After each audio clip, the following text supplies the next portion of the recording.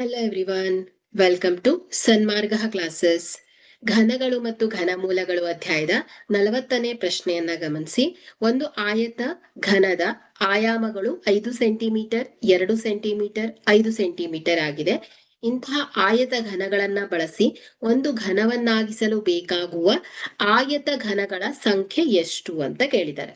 So ಇಲ್ಲಿ ಆಯತ ಘನದ ಆಯಾಮಗಳು ಎಷ್ಟಿದೆ? 5 ಸೆಂಟಿಮೀಟರ್, 2 ಸೆಂಟಿಮೀಟರ್, 5 ಸೆಂಟಿಮೀಟರ್ ಇದೆ.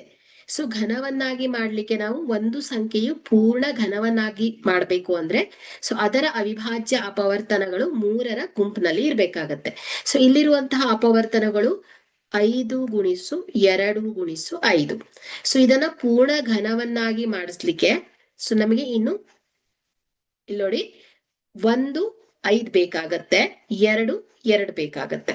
ಸೊ ಹಾಗಾದ್ರೆ ಬೇಕಾಗಿರುವಂತಹ ಗುಣಕ ಏನಾಗತ್ತೆ ಹೇಳಿ? ಬೇಕಾಗಿರುವ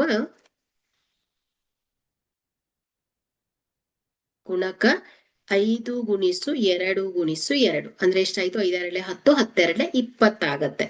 ಸೊ ಅಂದ್ರೆ ಪೂರ್ಣ ಘನವನ್ನಾಗಿ ರೂಪಿಸಲು ಇಂತಹ 20 ಆಯತ ಘನಗಳು ಬೇಕಾಗತ್ತೆ ಅಂತ ಆಯ್ತು. ಓಕೆ, ಸೊ ಉತ್ತರ ಏನ್ ಹೇಳಿ? 20.